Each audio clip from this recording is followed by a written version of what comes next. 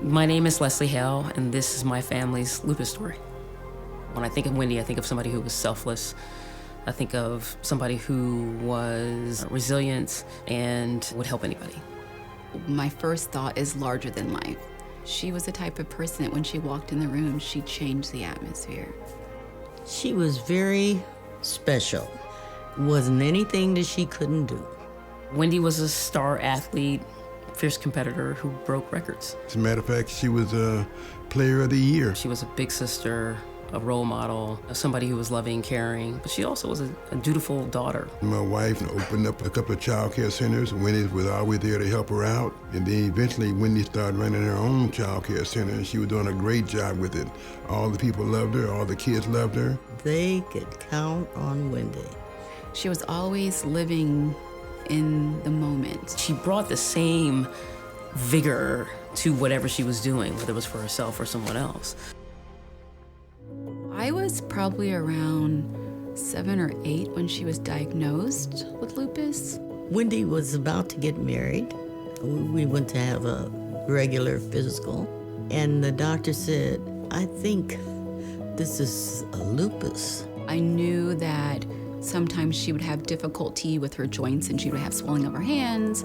I knew that there were issues with her running track, so she wasn't able to run track anymore. But otherwise, she seemed fine. She was healthy, she was alive, she was vibrant. She didn't approach it from a standpoint of fear. She didn't look sick. She was a do-it-yourself kind of person, didn't complain, power through it, play hurt, right? You know, that kind of athlete. She was maybe sicker than we realized. My understanding as I got older, as a young physician growing in the medical field, was that she had discoid lupus, and it was very mild. She would every once in a while get a scab in her scalp and lose a little hair around that, and maybe her hair would thin. She'd be a little tired, but then she would bounce back. I mean, that was really the extent of her disease process until it wasn't. We had just gone on a family vacation about a couple weeks before that she got sick. She woke up with the worst headache of her life, which turned out to be an aneurysm. She was in the middle of a lupus flare that no one was aware of. I called everybody I could. They came home immediately. She was in the hospital, and doctors were trying to do everything they could, and for about a week. She had a second aneurysm, and the following Sunday she passed away. Our entire family was present. It was also Mother's Day, and she had 3 children. It was a terrible loss for us, and it was something that we never have forgotten, something that we always think about all the time.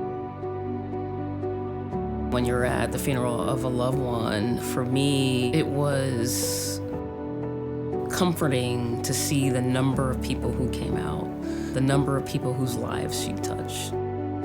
Police cars a mile long. I didn't know my baby was so loved. When you lose a loved one to something that you didn't fully understand, you start to reflect on what I could have done differently. From my perspective, it's really bringing a voice to something that predominantly affects women, disproportionately affects African-American women, falls in the camp of health disparities, and that is something that requires advocacy. It's important for us to get involved. It's important for our communities to get involved in research so they can find medications that work specifically for our populations as well.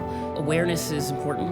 The awareness to raise money, the awareness to have people understand that they need to participate in trials, the awareness to understand that this disease affects a lot of people. For families and individuals living with lupus, my hope is that you never have to go through what we went through. We were supposed to build memories together. I miss being able to create those photos. Every picture we take, there's a void in it. I was the middle girl. She was on the left, and one was on the right. Finding a way to honor Wendy was something that was important to me. If sharing her story helps somebody see the light on that, then I'm glad we're able to do that.